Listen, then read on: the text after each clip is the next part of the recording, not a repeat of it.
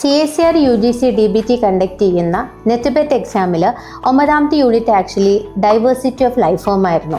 ഒരു യൂണിറ്റിൽ നമ്മൾ കൂടുതലും മുന്നത്തെ സിലബസിൽ ഫോക്കസ് ചെയ്തിട്ടുണ്ടായിരുന്നത് ക്ലാസിഫിക്കേഷൻ സിസ്റ്റംസും അതുപോലെ ഡിഫറെൻ്റ് ആയിട്ടുള്ള sub continent areas of means earth തുടങ്ങിയ കാര്യങ്ങളൊക്കെയാണ് നമ്മൾ കൂടുതൽ ഫോക്കസ് ചെയ്തിരുന്നത് എന്നുണ്ടെങ്കിൽ ഇപ്പോഴത്തെ പുതിയ സിലബസിനകത്ത് നമുക്ക് എവല്യൂഷൻ എന്ന് പറയുന്ന ഒരു ടോപ്പിക്കും കൂടി ഇതിലേക്ക് ആഡപ്പായി.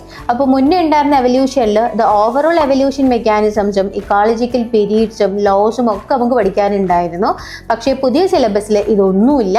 എവല്യൂഷനിൽ എല്ലാം ഒരു ഡൈവേഴ്സിറ്റി റിലേറ്റഡ് ആയിട്ടുള്ള, അതായത് ഒരു എവല്യൂഷൻ ഓർ ഫൈലോജനറ്റിക് സിസ്റ്റം എങ്ങനെയാണ് ഡിഫറെൻ്റ് ആയിട്ടുള്ള ഓർഗാനിസത്തിന് ഇവോൾവ് ചെയ്തിട്ടുള്ളത് എന്നുള്ള ഒരു വളരെ റിസിബിൾ ആയിട്ടുള്ള അനുകാലികമായിട്ട് പ്രസക്തിയുള്ള ഒരു രീതിയിലേക്ക് ഈ ഒരു സിലബസിനെ ഇവർ മാറ്റിയിട്ടുണ്ട്.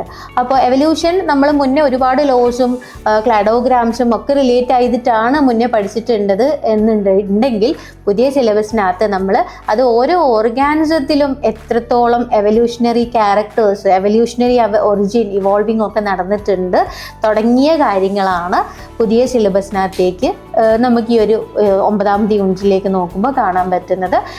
എന്നുവെച്ചാൽ കോംപ്ലക്സിറ്റി എവല്യൂഷൻ്റെ കേസിൽ കുറഞ്ഞു എന്നുള്ളത് തന്നെയാണ്.